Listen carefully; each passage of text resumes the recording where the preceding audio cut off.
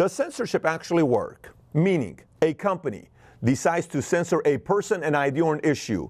Does it give that person less credibility, or does it give that idea more credibility? For example, you're sitting there, you're watching a video on your phone, you're at work, you're at your house, you're in the car, you're in the bathroom, you're in bed, you're watching this video. Oh, wow, interesting. Huh, that's crazy. All of a sudden, the video doesn't play. Is this my Wi-Fi? Let me check. Let me check my wife's. Babe, let me see here, babe. It doesn't come up on your phone. Let me text 17 of my friends. Did you guys see this video was taken down? No. Then you go on Facebook. Did anybody see this video was taken out by such and such? Then you go on LinkedIn. Then you go on Twitter. Then you go on Instagram. 642 people saw you post this. Then they go search. They go on Google. They go on YouTube. They go on Facebook. And they see it's taken down. Then 30,000 people see it. Then 300,000 people see it. Then 3 million people see it. Then 30 million people see it. Did the company censoring the individual, the idea, or the issue give it more credibility or less? Did they make it a non-issue or even a bigger issue? What happens? Think about it, right? So some people are saying, well, I think these major companies, they're censoring people, et cetera, et cetera. Okay. This is not a black and white issue, by the way. This is very gray. This censorship topic is very gray because you got the government censoring, which is a major issue like China. You got a government censoring, which you cannot do in U.S. because you have the freedom of speech and press. Government cannot do that. No matter how much Trump hates CNN, he can't shut down CNN. It's free press. No matter how much Trump wishes everybody in his conferences he does, when he's doing Q&A with everybody, he wishes everybody was just from the side that agreed with him. He can't do it, even though he's the most powerful man in the world. He doesn't control free press, right? He can't. The government cannot do that. Now, corporations with censorship is a different story. A couple weeks ago, Dr. Judy Mikovits was taken down. Some of you guys are probably watching this because you watched my response. My response got somewhere around 750,000 views, and some of you guys agreed. A lot of you guys agreed, but many of you also disagreed. And you came back saying, I cannot believe Pat's part of the New World Order. I bet you they contacted him, and they've given him money behind closed doors. He's part of the CIA. He's probably connected. I got the strangest messages here about censoring, my opinion, because I said, I really, if YouTube wants to do that, YouTube can do that, but there's consequences to it. So what do you mean by that? Let me explain. Jordan Belfort and I are doing a Facebook Live, Instagram Live a couple weeks ago. You can actually see it on YouTube. And he's going on and he's upset with the fact that censorship, you can't talk about this, you can't talk about the coronavirus, California shutting down, I can't believe what they're, he's obviously upset for valid reasons. State of California, some of the decisions they're making just makes no sense. We're going to keep it close till August. Doesn't make sense what a lot of things they're doing. But again, I'm listening to him. He's speaking 95% of the time. Then he says, why are you not concerned about it? I said, I'm not concerned about it. He says, why are you not concerned about it? I said, because the biggest way, like what you don't want to do, is bully an audience. You can't censor an audience. You give them such a major backing. I'll give you a few examples. In Iran, Reza Shah Pahlavi, the king of Iran, when I was born, he was still running Iran before he went in exile after Khomeini took it over. He was frightened of a group called Tudei. Tudei were the communists. He was frightened of them. And he would do anything he could to try to shut these guys down. He was so afraid of them, right? Savak, all this other stuff. What that did is it gave them more power and more power. Why? Because naturally we're rebels. You're a rebel. How many people are just yes, yes, yes, yes, yes? Most people are not. There are a lot of people that have the rebellious bone in them. So imagine somebody tells you, don't read that. What do? You go read it. Somebody says to his son, like my son, imagine I tell my kids, don't go partying. These are bed Davids. What do you think they're going to do? Okay, Dad, we're not going to go party. They're going to go party. Hey, don't use drugs. They're going to use drugs. Don't drink alcohol. They're going to do because that's in our bones. You had it. I have it. It's a part of us. When somebody decides to shut down an idea, it may seem like a good idea at the beginning. You're giving it so much more power. Sometimes it's not even necessary. Sometimes the issue would have disappeared. But because you're not doing it, you're giving it more and more weight and credibility. I'll go a little bit deeper. Jordan Belfort and I are talking. He says, how come you're not worried? I said, first of all, let me say this up front. I said this to Prager and I said it to Jordan Belfort. I said, it's all Republicans' fault. What do you mean it's all Republicans' fault? It's all Republicans' fault. How could you say that? Republicans didn't do anything wrong. I said it's all, they're crying, they're upset. Oh my gosh, look at this. You know, all the Democrats and the liberals own all of social media, Facebook, YouTube, Google, Amazon. Bezos bought Washington Post. You know, the guy from Salesforce bought Time Magazine. You got LA Times, you got New York Times. This is just too much. We don't have a voice. We wish we had a voice. Fox, even Fox, his sons are taking over. They're both Democrats. Fox is going to one side. What should we do? What should we do? Republicans, if you're watching, your party chased the dollar. Democrats, they chased controlling the narrative and audience. When you control an audience, you dictate the next 50 years. When you chase money without an audience, no one cares. There are billionaires in America that can send a tweet, nobody cares because they just have money. And there are people that are broke that send one tweet, 700,000 people will listen to that tweet. One controls narrative, one has money. The Republicans could have bought Twitter for $6 billion. They didn't. The Republicans could have bought LA Times for $550 million. They didn't. The Republicans could have bought Time Magazine for $350 million. They didn't. It's your fault. What are you upset about? Why are you so upset? You could have done all that stuff. You didn't. So you can't blame Democrats. Democrats are strategic. I give them credit. I give them a lot of credit for what they're doing strategically. Politically, I'm a capitalist. You already know this if you watch my content. Register white, I'm an independent. I voted Clinton, I voted right. I'm registered independent for the last 6, 7, 8 years. Because there are certain things I see both sides as games. But you can't sit here and say, oh my gosh, they're controlling my voice. Tell your party to go create social media platforms. Tell your party to go buy some damn media companies. Tell your party to control the narrative as well so they can fight. Few guys try to do it. The rest of them are not. Tell your younger party, all of these small, younger community, go start some technology companies. You're not. You're telling them, go be a this. No, compete. So I don't have any problem with the competition and Democrats controlling the media and the narrative today because they invested in the narrative. This side invested into businesses. Very big difference. I'll give you another part here. That's the flip side of what I just said right now. So Dr. Judy Mikovits, I'm a pro-vax. My kids get vaxxed. And by the way, I'm not even one of those pro-vaxxers that are secretly anti-vaxxers. Our kids, we've never said no to a single vaccine our kids have ever gotten. Ever. Okay? Now, I'm an adult. I'm 41. I'm about debate. I love having debates. I love sitting down and talking to my kids about debates. What do you think about this? What do you think about that? If you work with me, it's all a debate every day. If I'm having a conference call, it's a debate all the time. Our ideas, my DNA is all debate. Everything is debate with me. Why?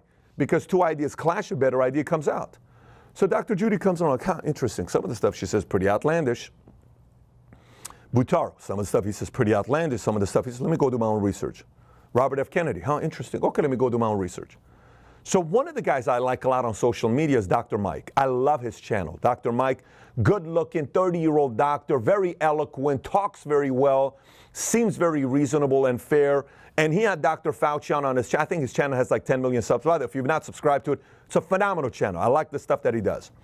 So we have contacted a lot of people. Paul Off to do a pro-vax. I wanted to have him as a guest. No. Hoetz, is it Peter Hoetz, I believe? Dr. P. No. Okay, no problem. I totally understand. You don't have to say yes, you choose. But we contact Dr. Mike. Within 5 minutes, absolutely, let's do it. Great. My book, everything. We're going back and forth. And then I contact Dr. Judy. Are you open to it? Let me first do a little bit of research. Her answer wasn't immediate yes. It was, let me first see. She goes, she does research. Great. She says, I'm in. I watched the video because Dr. Mike did a video calling out. We should put the link of the video as well. He calls out Dr. Judy. You should go watch it by yourself. He does a very good job. He calls out Dr. Judy and says, she's wrong here. She's wrong there. That's normal. This is not true. You can't say that. And I'm like, oh, wow, 30-minute video. Put a lot of time and effort into it. It's a phenomenal video. So he says yes. Then yesterday, our booker contacts us and says, Dr. Mike canceled with no explanation. I went on Instagram. I messaged him. Hasn't gotten a response back, but it's been 24 hours. I said, hey, Dr. Mike, I was excited about you being on because I wanted to give a lot of credence to have you guys talk to one another. He was open to him and Dr. Judy being on together. No response. So now watch this. He said yes. He changed his mind. Why? So let me be a little bit skeptical and go and assume what things could have potentially happened. Number one, I'm busy. I just don't have time. Give me a break. It's a 2.3 million channel sub. You can come to Valuetainment, you have another exposure. It'll give you more eyeballs. Set that one aside. Another one. I don't want to get on because I just don't want to share my content right now because it seems controversial. When you did the video calling her out, you said you were willing to do something like this. Why did you change your mind? So now somebody like me who is always questioning things, I sit there and I say, why don't you want to do the interview? What's the big deal? Maybe you're now a little bit concerned that maybe she does have some credibility because 2 of her books are top 15 on New York Times bestseller list. They're constantly selling out because they can't sell enough of them. I'm part of the same publishing firm, publishing house with Simon & Schuster. Why doesn't Dr. Mike want, why did he change his mind? Now, to give respect to Off and Hoetz, when we contacted them, their immediate answer was absolutely no. Fine, I respect, because immediately it was what? No. Why did Dr. Mike go from yes to no? Why? See, that makes me give more credibility to Dr. Judy because he said yes, then he backed out. It's kind of like this. If you watch UFC, there's this documentary 34-31. It's Ortiz against, Chuck Liddell. And by the way, I'm a fan of Chuck and I'm a fan of Ortiz. One time we played poker at a charity event with Ortiz. You remember with Tiger Woods and Westbrook and all these guys. Phil Hellmuth. We had a great time. Tito's a real cool guy. But I'm watching the documentary. And there's a scene where Chuck and Tito are coming up together. And Ortiz is constantly turning down a fight about wanting to fight Chuck Liddell. And Ortiz said, it's about money. Look how much money they're making. This is money. I'm holding back because when we do it, they got to really pay us because Dana doesn't pay well. Finally, they do the deal. When they do the deal, it took like a couple years. Finally, they do the deal. When they do the deal, Chuck Liddell knocked him out. Not even close. They fought again the second time. Tito did a little bit better. Second time, Chuck Liddell knocked him out again. Maybe Chuck was better the entire time. Now, I know the last fight when they fought, they were older, all that other stuff. A lot of people said it should never happen. Dana said it should never happen. Set that part aside. At their prime, Chuck beat Tito. Maybe Chuck was right. Maybe Tito didn't want to face off Chuck. Maybe some of these guys talk a big game, but they don't want to do a debate. I'm a Dr. Mike fan. I was looking forward to this because I think the audience needs to see both sides clash a little bit and talk. We become smarter. He didn't do it. Why not? He's had Fauci on his channel. Did maybe Fauci say it's not a good idea? I don't know. All this stuff is speculation. But the point is, the more they censor an idea or an issue, it doesn't work. You give it so much weight. You see, I had a call with one of our competitors. I sent something out the other day to my competitors because in the insurance industry we're competing heavily, and we had a very big month last month, and this month record-breaking month. In the first 15 days, we did more than we did last year in the 31 days by a mile. It's just a massive month we're having. Our investment bankers are, bored. No one can even believe the numbers are coming up. So I put a tweet out and I said, here's a message to my competitors. 3 people send me messages saying this person said this about you on a conference call, and this lady said this about you in a meeting publicly in front of people. I said, no problem. So then I sent a tweet out, and I said, here's a message to my competitors in the insurance industry. I'm a nice guy, but I have a very good memory. I have valuetainers in every company, even my enemies. There are people in the company that love us and what we create. And I'm somebody that you don't want to create an enemy with, not a threat, because I don't forget things, and I always come back and want to surprise you. It's my approach. It's how I'm wired. I wish I wasn't this way. Believe me, life would probably be a lot more peaceful when I watch The Last Dance and I see Mike holds a grudge. He goes after this person. He's wired that way. He wishes he wasn't that way because he would probably have a better life. But that's the wiring, right? Okay, now watch this. Say you censor somebody's message or an issue. Say you do. And that person is extremely, extremely confident in what they're doing and determined and ambitious, to the point that they don't forget. Don't you think people like that create a following? And don't you think they're going to continue until their mission is accomplished? Say you censor this person. There are 20 people around them that have already been infected by this person's conviction. That 20 goes to 40, 80, 160. Censoring this message officially gave power. And there's now an underground community being built. That underground community is going to do their part to make sure that message gets heard. How long is that going to take? It's irrelevant. It's irrelevant. It's irrelevant. They're eventually going to be heard. Mandela goes to prison for 20-some years. It doesn't matter. It's brewing. You're just brewing this person to come out. You try to push MLK around, you're doing it to the wrong guy. The wrong guy. You cannot do this to people. Eventually, the message is going to come out. So for some of you out there, I don't even want to call you a hater. I just think you're somebody that's a critic and came out what you said about what I said. I told him. By the way, if there's anything, I don't mind. I just interviewed a communist. Totally agree with everything he said. You know what happened by the time I was done interviewing this communist? I ended up liking him because I understand I can like a person and hate an idea. There are many times I love the idea of a person, but I can't stand them.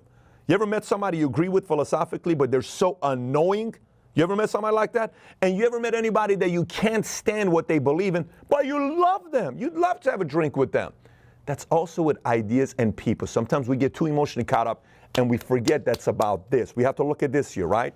So look, this is a rant. What I am saying to you is long-term, censorship doesn't work. And don't be naive to think that we're just creating a YouTube channel here. You know, we love where we are. We love what we're doing, but there's a vision. We're doing this with a vision. There's a lot of big things happening. The future looks bright. There's a lot of people that want to make an impact. There's a lot of people that want to do big things. There's a lot of people from both sides that are contacting us. I have a lot of people in media that are friends of ours, that are Democrats, that love our content, and they disagree with many areas of it. I have a lot of friends in media that are Republicans that love our content, but they still disagree with many of the things I talk about. It's okay. That's how we get better. So the next time a media platform censors, again, it's going to happen. Why don't you go to your party and ask them, how come they're not creating more media platforms? Huh? Why not? How much do you want to be a victim and saying, we don't control 95% of media? It's out there. It's called capitalism. Go buy it. Go create it. How come you're not? Because you just focused on money. Maybe it's time you spend some of your billions of dollars, Republicans, and you also decide to create some media companies. So 6 hours after shooting this video, not uploading, but shooting this video, Dr. Mike got back to me on Instagram. And he said, you know, I never said I agreed to do the interview. I said I'll think about it, but your booker harassed me. Now, that's what he said, right? Let me tell you my booker's resume so you kind of have an idea who my booker is. Look, I've been in the sales business for a while, and I know what harassment is, and it's done to me all the time. We get it because they want me to be interviewed on a bunch of different places, and there's annoying way bookers do things, so I fully understand what he's saying. So I went and contacted my booker. Here's my resume on my booker. 22 years CBS, okay? 22 years CBS, one of their main bookers. He's been our booker for about 3.5 years. He's one of my 4 bookers that I have. He's probably the best one I have right now. Watch this. For 3.5 years, not one time has any talent been upset with him, ever. Not one time. Not one time has any talent ever been upset with him. Here's the second thing you need to know about my booker. When my booker sends us a message and says the talent says yes, no talent has ever changed his mind. Dr. Mike is officially the first one. If he wanted to make history, he officially did. He's the first one to back out. By the way, my booker's version of the story, because I don't like if somebody that represents my brand insults talent, because I've fired bookers in the past before, because you cannot talk to talent in a bad way. I have a lot of respect for talent because they have busy days, busy lives. They have things they need to do. If they want to make time to be a guest on Valuetainment, just like if I make time to be on other platforms as a guest, I want respect. So if they've done that, they've been fired. I've never once had an issue with my booker, not one time. We say, what happened with them? He says, my booker says, I talked to him on the phone 3 times. Talk 3 times. Are you sure? Yes. You sure you're gonna do this? Yes. So when he sends us a message, he got 3 confirmations from Dr. Mike that Dr. Mike wanted to do it. Then Dr. Mike, when they're booking the time, then 2 days later, he changes his mind. On the message, he says, I was harassed. He says, but when I talked to my team said, you're too busy to do an interview right now. Too busy to do an interview? You're a doctor. You watched all the interviews of the doctors that you showed, all of them. You said you watched all of them. That's about 7 hours of content. And you had enough time to rebuttal, and you had enough time to upload, and you are too busy to do an interview and face the person you called out. You called her out. I mean, let's just say you could, if I call somebody out, anybody, come sit next to me, let's talk. You want to put a camera on? I'm good if I called you out. If I called you out, that's just called basic mannerism of calling somebody out. Don't call somebody out if you don't want to face him. You called her out. You've been given a request. Dr. Judy didn't say yes immediately. She said, let me watch the video. She watched your video. Then she said yes. You canceled after saying yes 3 times. I don't know why. I don't know the whole story. There's many things to speculate, but that's the audience's ability to go out there and speculate and know what happened because you were invited. And then I told him, he says, well, I'm so busy. My schedule is so busy. Folks, I have a wife. I'm married. I have 3 kids, an 8, a 6, a 3-year-old. I run a company with 15,000 agents. I have multiple investors. De La Hoyas, Gabriel Brenners, Atalaya, Greg. I have so many people. I got a board meeting regularly, carrier meetings with AIGs, National Life Group, all these major insurance companies. I create content. I interview people. Just last week, 3 interviews went out. That's research you got to do. Content you got to put together. Shoot time. Working out. We got 168 hours in a week. I think you have time to do it. And if you watch his Instagram, he doesn't have kids. He's just a guy that's a single good-looking guy that's a good doctor, that he's got a big presence. I think he has time. I'm not speculating on why he canceled. I have no idea. But I suggest if you want to go ask him, Valuetainers, you may want to go ask him. Some tells me he's going to say he was harassed, but I'd love to see definition of harassment. Show us what happened to harass you. Because in 3.5 years of doing business with my booker, I've never once heard any talent, big talent, billionaires, politicians, we got names on top of names, celebrities. I've never one time had any talent be upset with my booker, specifically this one. So that was the rebuttal to him getting back to us. I didn't want this video to go up without telling you that he did at least respond on Instagram to my message. And I still recommend you go watch the video because it's still a very good video he put up. I'm going to put the link below as well. Thanks so much for watching, everybody. Take care. What do you think? I'm curious. Comment below.